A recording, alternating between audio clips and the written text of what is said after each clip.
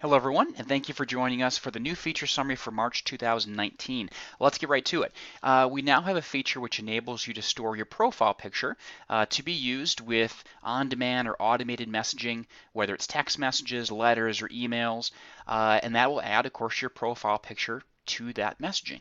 So if you think of text message you send out regarding warranty or repair pickups, those types of things. Here's an example. You can have that now displayed, adding that nice kind of personal touch to your text messages, to your emails, and to your letters.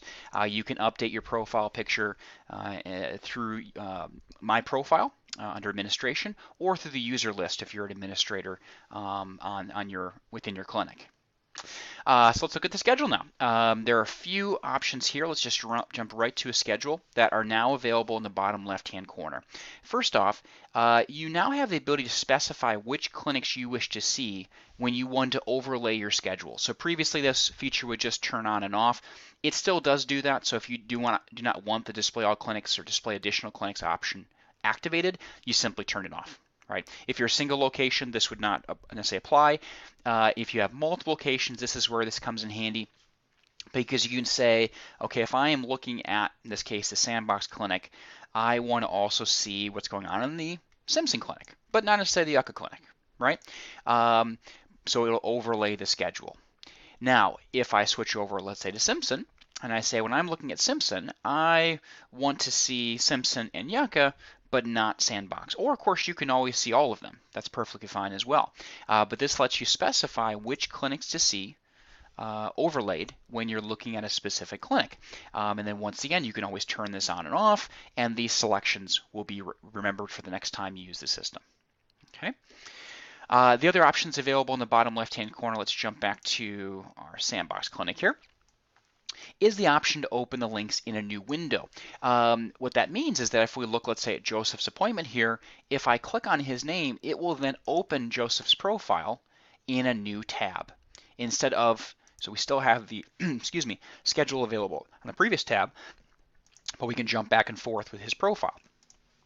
Previously, many of you would hover over the patient's name, and we'll right click and then open a new tab. That's no longer necessary. You simply would just choose that option at the bottom of the screen. And then if you click on, for example, the patient's name or chart note, it will then launch in a new tab. Great. Okay, let's jump back to our list here. Now looking at chats, you now have the ability to delete your chat history. So of course we can look up here at our user chat feature and look at history, and then it gives us the ability to delete individual chat messages, or we can delete the whole history. And that, of course, you can look at filters over the last 7 to 30 days, or of course all messages. So now you have that control as far as what is saved within your chat feature. There were a couple new placeholders. The first is for patient tags. So any tags currently in the patient's profile then can be put into any letter or patient note or wherever you'd like through that placeholder. And also the patient profile picture I mentioned earlier, that is also a placeholder. And of course it gives you the flexibility to put that placeholder wherever you wish. All right, now line item type. You can now set a default. So some clinics have asked for the ability to say, hey, when we create a new invoice and we're going to add line items, the most common thing that we add is, right? You could be adding a hearing aid, or you could be adding an accessory, or batteries, or a service, whatever the case may be. It will then automatically set that type as the default. By standard, it will go to none selected, so you'd pick the type right away, but now you can set your default, and then it will automatically load to that. This is an option, of course, so if you find that that would be convenient, then obviously go ahead and activate it. Just go to the administration and click on line item type, and you can pick your default. If you don't want that, of course, you can just leave that alone. All right, within the hearing aid sales and summary, sales summary and details report, there are now options. There is an option, I should say, for the line item type.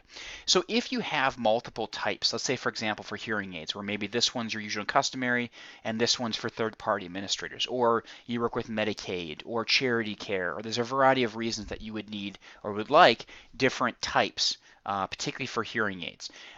It gives you the ability, of course, to have different pricing structures. So for your TPAs, it may be a zero-cost hearing instrument, and you don't necessarily want to mix those into your usual and customary, your private pay patients. regardless, there's different ways this can be used. We're happy to kind of talk this through with you. But the reason I bring this up is that both in the sales summary and details report, you can now separate those out if you want to look at those specific numbers, or of course just see all types. So it lets you break those out into groupings or sum them very, very easily. All right, and the last on the list here is the failed fax email. So within your own profile, or if you're an administrator on the account, you can go into the user list and change this. But you have the ability to direct where a failed fax email should go. So if you want all your failed faxes to go to one person in the clinic, you certainly can do so, or continue to have them go directly to you. Or if you'd rather not receive those emails at all, you can simply just remove the email address from that field, save the profile, and then you'll stop receiving those emails. Of course, you can always check your failed faxes through the Sent Reports widget on the dashboard. But this will give you some flexibility if you do want those emails to go, where they would go to, or of course not having them go at all. All right, so thank you all very much once again for your wonderful ideas, suggestions, and support. Please let us know if we can assist in any way, and as always, keep the ideas coming. Thank you.